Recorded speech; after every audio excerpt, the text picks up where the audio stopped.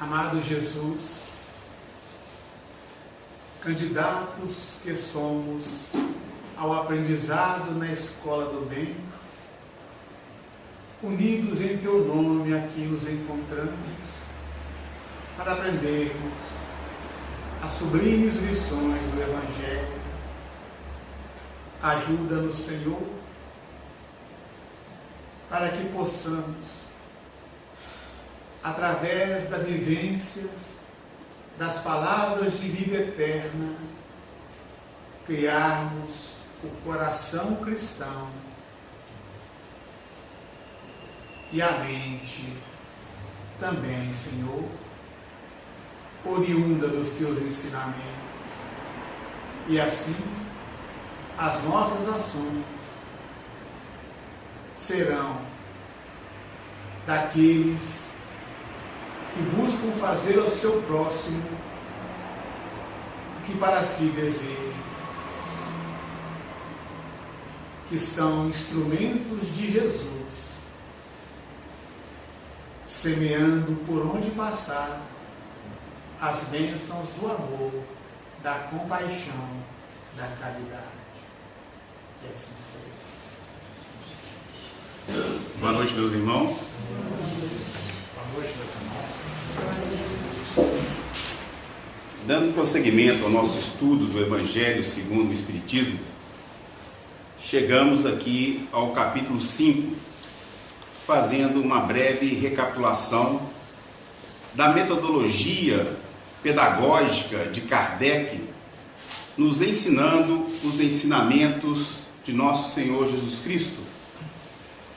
Primeiro nos trouxe: eu não vim destruir a lei, mostrando-nos que o judaísmo, o cristianismo, hoje o espiritismo, são etapas evolutivas. Não há um rompimento, é uma continuidade. Depois nos fala: o meu reino não é deste mundo, para que busquemos lançar o nosso olhar para além da vida material, a vida do espírito imortal. Prossegue Kardec na sua metodologia, nos trazendo que há muitas moradas na casa de meu Pai, mostrando a criação infinita do Pai, de amor e misericórdia. E vimos na última semana: ninguém poderá ver o reino do céu se não nascer de novo, nascer da água e do Espírito, nascer da água, a reencarnação como um mecanismo evolutivo que vai nos permitir renascer do Espírito, que é tomarmos uma conduta nova, uma conduta cristã para com os nossos semelhantes. E chegamos agora: bem-aventurados os aflitos. Kardec põe esses 5 tópicos antes do capítulo O Consolador Prometido. E depois é que virão as outras bem-aventuranças, colocando assim as aflições como motivo pelo qual viria depois o Cordeiro de Deus para nos socorrer. E nós que moramos no mundo de expiação e provas, se tem uma coisa que nós entendemos é de aflição. Eu gostaria até, embora já conheça a resposta, tem alguém aqui que nunca teve aflição, sofrimento, dificuldade, tribulação? Pelo menos que eu posso ver dos encarnados todos, sim. Então, nós vamos ouvir este chamado do Cristo, porque os aflitos, os pecadores, os que se encontram em prantos e ranger de dentes, são os seus preferidos.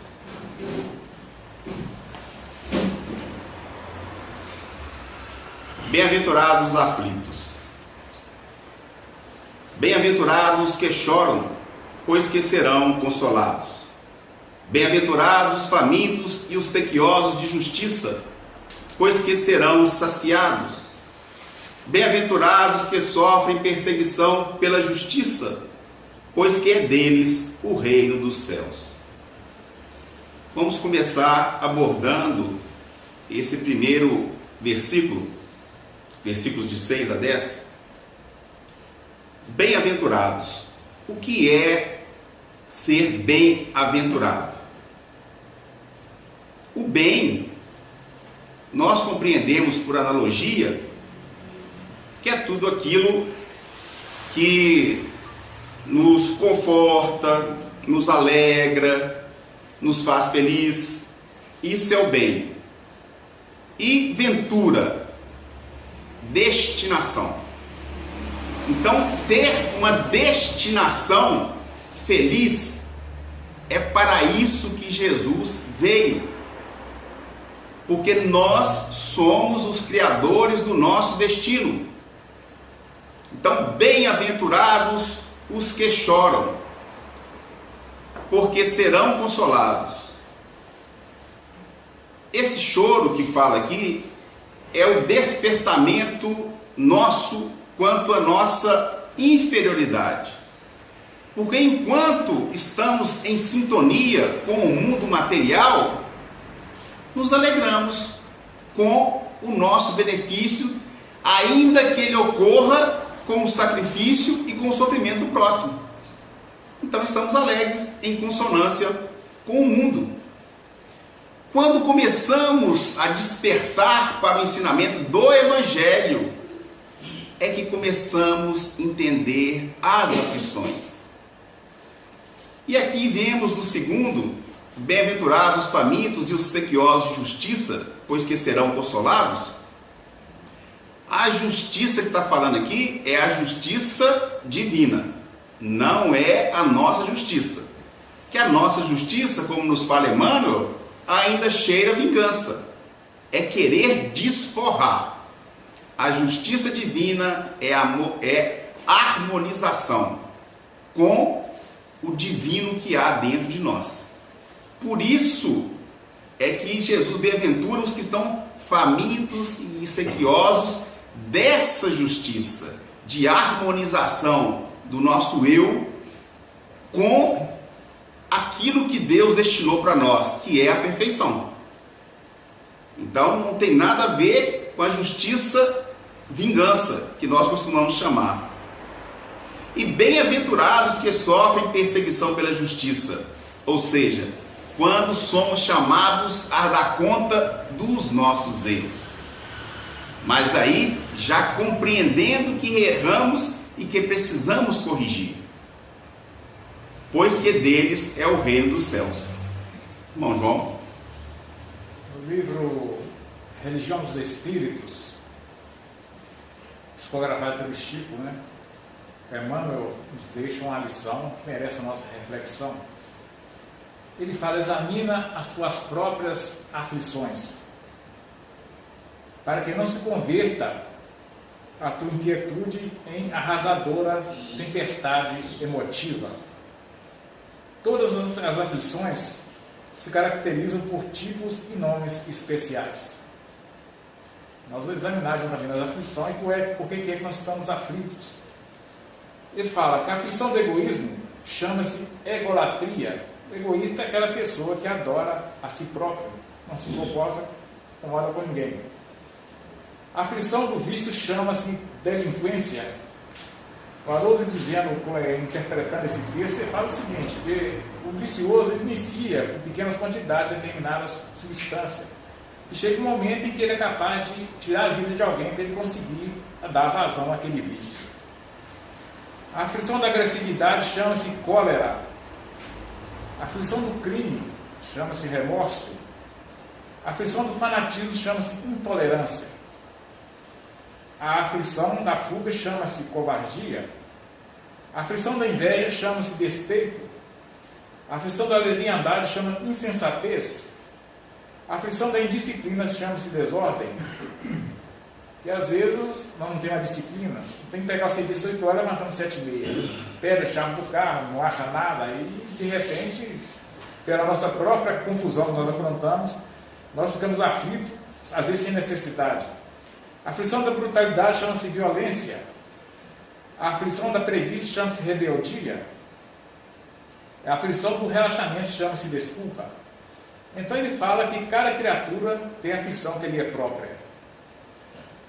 Ele fala que a aflição do reino doméstico também não tem aflição dentro de casa, na esfera profissional e em outras situações. E no final ele arremata essa mensagem com uma coisa interessante. Ele fala que os corações unidos ao sumo bem, contudo sabe que pode suportar as aflições menores da estrada e evitar as aflições maiores. Então, quanto mais nós irmos para o bem, quando nós fizermos o bem, automaticamente nós vamos nos fortalecendo e tendo a assistência dos mentores espirituais para que nós possamos resolver aquelas questões mais difíceis. Ele fala o seguinte: por isso, apenas eles, anônimos heróis da luta cotidiana, conseguem receber e acumular em si mesmos os talentos de amor e paz reservados que Jesus nos falou.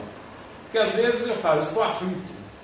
Às vezes é uma aflição, eu fico aflito porque eu tenho inveja de um vizinho que comprou, eu tenho uma renda lá de R$2.000. Meu vizinho tem uma renda maior, ele compra um carro. Então eu vejo o camarada com aquele carro, eu vou querer ter um carro igual. Então às vezes eu me endivido, fico em situação difícil para ter um carro igual a da pessoa.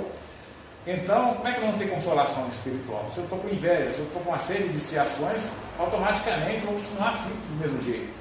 E a aflição, se não tivermos controle e equilíbrio, tem uma situação de suicídio, caindo em outras situações terríveis. Tomando medicamento para aplacar depressão, aplacar uma série de enfermidades, muitas vezes decorrentes do nosso desequilíbrio, nossa viciação, nossa inveja, e uma série de viciações que nós trazemos dentro de nós.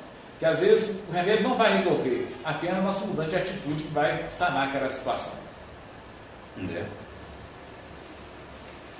O salmista Davi nos fala que os céus cantam as glórias de Deus e o firmamento proclamam as bênçãos de suas mãos. Pois os céus são regidos por leis físicas que mostram a grandeza de Deus nesse universo imenso que nos encanta. Mas outro universo que está além desse externo, o universo de Deus que está dentro de nós. E a lei que rege o universo físico é a mesma lei que rege o universo interior em nosso coração e nosso espírito. Deus é a lei.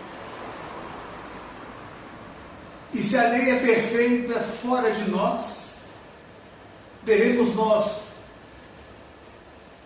seguir a lei de Deus que está dentro de nós.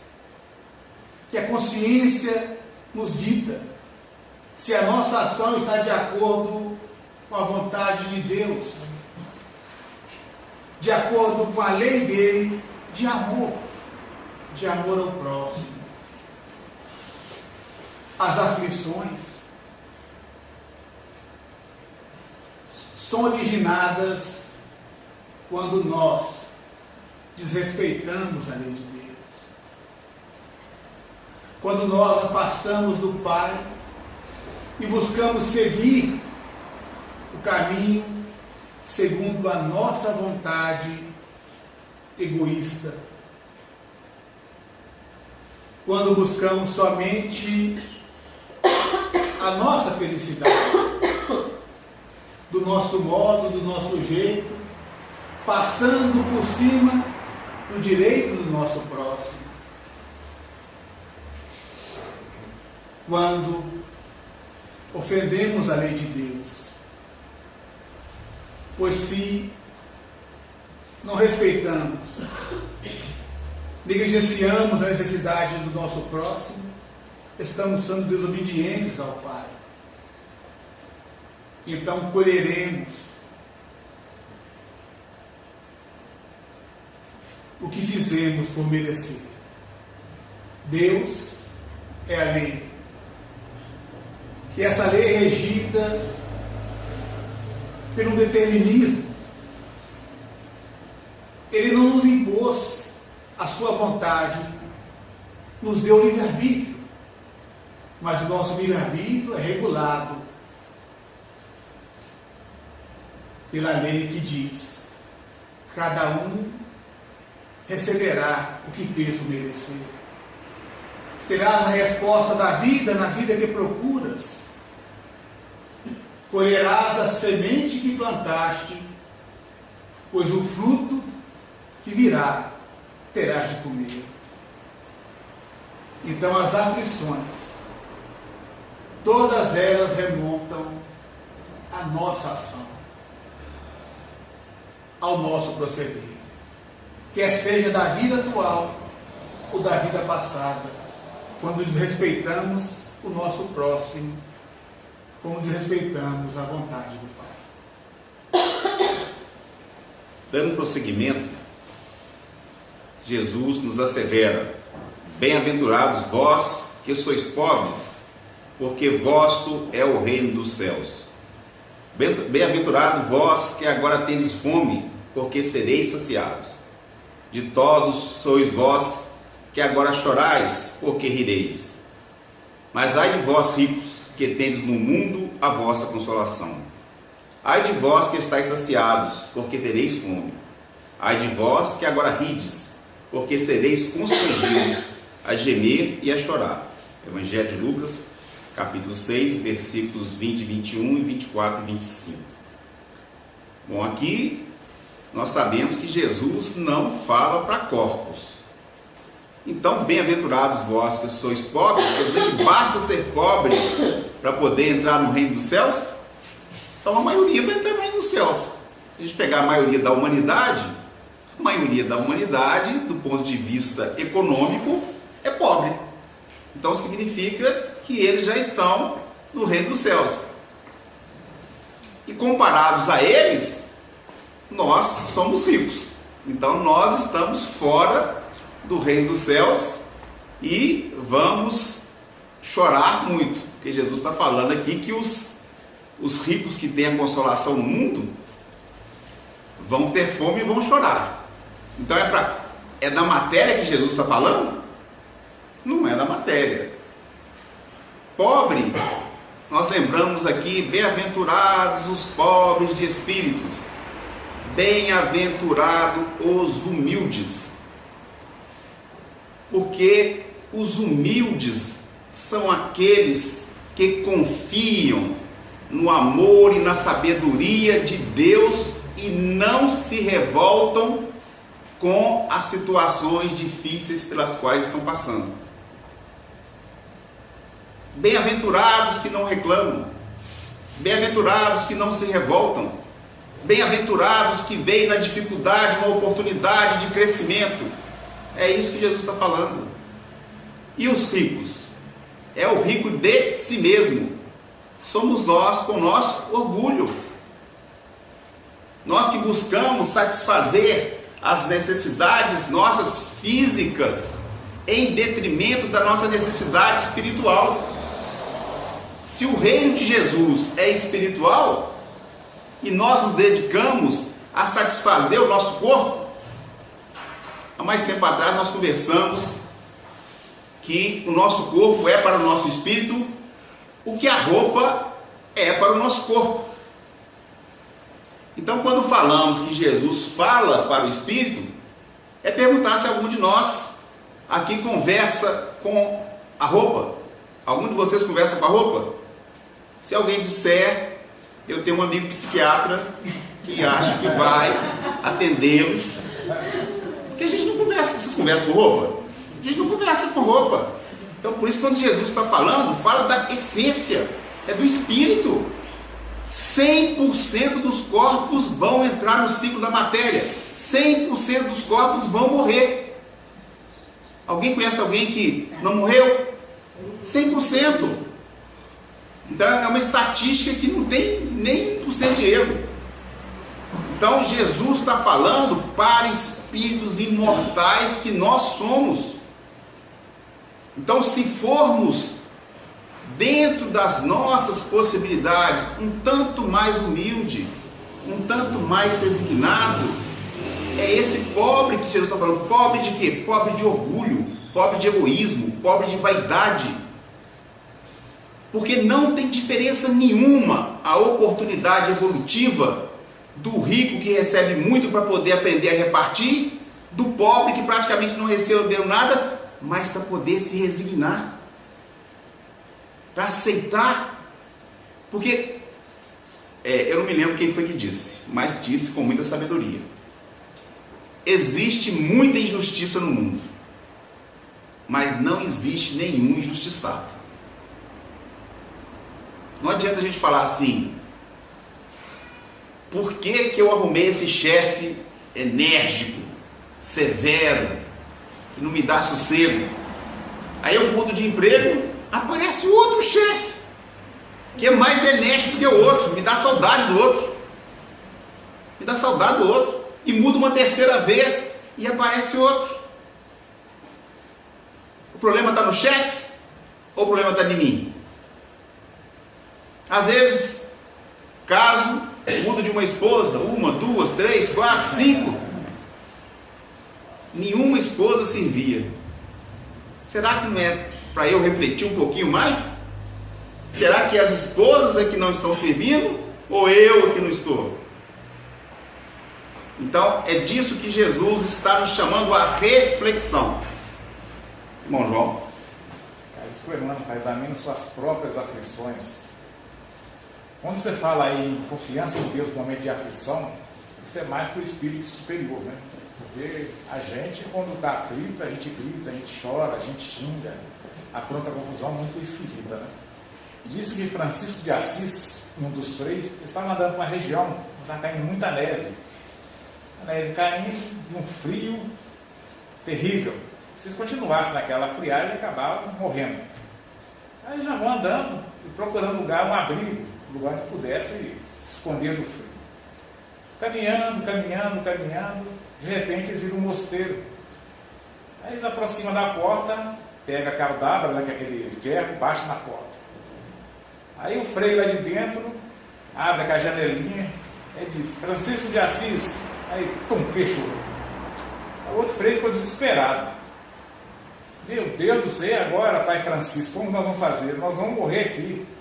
E o Francisco de Assis tranquilo, brincando com as neves, com as bolas de neve, jogando, sorrindo, brincando.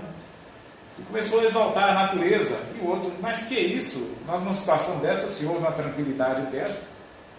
Aí o Francisco de Assis falou o seguinte: eu estou muito feliz. Mas feliz por quê? Que nós vamos morrer? Feliz que nós vamos morrer aqui agora? Desse jeito? E eu falei assim: não, cara, eu estou totalmente nas mãos de Deus. E continuou tranquilo. Aí de repente, o outro frei abriu a porta do mosteiro e eles entraram e foram socorridos. Aí você viu o equilíbrio no espírito superior. E se for algum de nós numa situação dessa? E foi ficar pior que o frei, né? Chutava a porta, xingava, jogava pedra. Você está em sintonia com Deus no momento de aflição é difícil, é muito difícil. Só para os espíritos já superiores já conseguiram realmente enxergar Deus em tudo que ocorre na natureza. Se você não conseguir enxergar Deus nessas situações, entra em desespero. A gente faz coisa que nossa mãe. Ela tem fé em Deus, num momento de tranquilidade, de calma, de bonança. Se começou a apertar a situação, imediatamente nós perdemos a fé em Deus. E a gente tem que ter equilíbrio. O Divaldo está contando um caso interessante. Ele falou que há algum tempo ele está num momento de aflição muito grande, a Casa do Caminho, por recursos financeiros. Aí ele falou: nossa, aí pedindo a Deus. Aí de repente um empresário apareceu e doar a faixa de 300 mil reais para a instituição. Ele ficou todo feliz, graças a Deus. Eu fui atendido. Aí ele pegou, foi conversar com o empresário, como seria essa doação. Mas só que tem que o empresário daria 300, teria que dar um recibo de 600 reais. Meu Deus do céu, eu tenho que vivenciar a doutrina, não posso fazer isso. Aí falo com ele: não posso fazer. Mas essa instituição tal faz, outra faz, citou várias. Aí falou: você tem tiragem ética. Amanhã, se eu fizer a mesma coisa, você citado pelo senhor, eu posso dar um recibo de 300 mil reais. Agora, acima desse valor, não pode. Ele gera o caixa 2, vai fazer problema na instituição. Então a doutrina espírita, ela nos disciplina, ela nos orienta para que nós não venhamos a cair em certas situações. Porque se a gente aceitar certa maracutaia, certas negociações desonestas, e amanhã, quando estiver atendendo desencarnado e incorporado no médico, como eu vou falar com o espírito em honestidade, em bondade, em caridade, em fraternidade? Não tem como nós falarmos. Então nós temos que vivenciar a nossa doutrina nos nossos dia a dia, Em qualquer situação, na área profissional, na área de relacionamento afetivo, em qualquer situação que nós estivermos, buscar sempre o Evangelho segundo o Espiritismo, o roteiro seguro para nós caminhar. André? O mundo cobra o seu preço para aqueles que o servem. Quanto de flagelação, de sofrimento, o mundo pede àquele que se envereda pelo vício, pela satisfação dos sentidos. Quanto cobrará o mundo de sofrimento, de sabores, aquele que age de violência com o seu próximo? E o mesmo também, há um preço quando servimos a Jesus. Mas é bem diferente. O preço do mundo será as aflições atuais ou futuras que virão a nós por servir ao mundo. Seja no egoísmo, no orgulho, na violência. E já o preço que teremos quando servimos a Deus é a renúncia, o sacrifício, a doação. Se aquele que age pelo mundo nos dirige palavra de sarcasmo, compaixão para eles, servindo a Deus. Se alguém age com ironia para conosco, compaixão para eles. Haja com renúncia, compreensão, entendimento. Se alguém diz palavras que não são verdade para nós,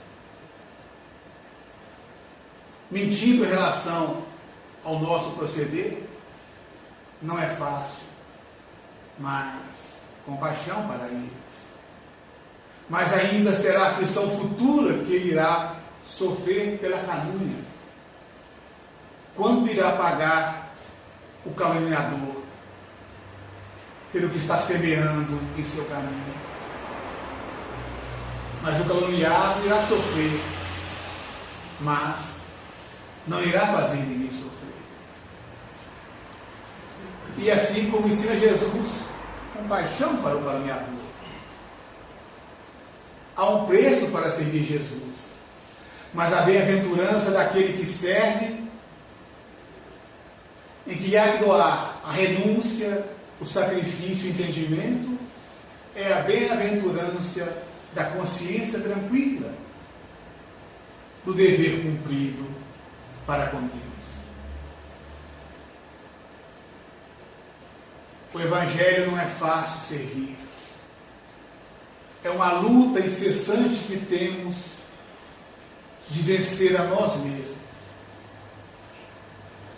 Mas a conquista futura é a felicidade. Já aqueles que servem ao mundo terão como recompensa as aflições atuais e futuras. Como disse Jesus, o mundo não nos pode dar paz para aqueles que o servem.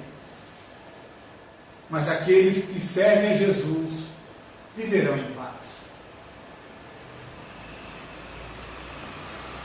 Pois passam a entender que somos nós que devemos que agir em prol do mundo para que ele seja melhor.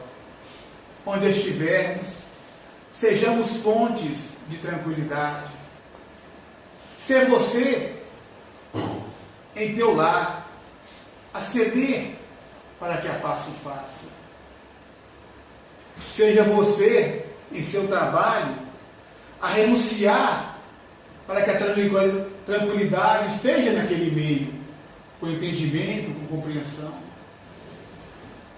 A palavra é: perdoe você, entenda você, sirva você, renuncie você, perdoe você. Assim estaremos servindo a Jesus. Já o mundo traz a mensagem para aquele que quer assim viver.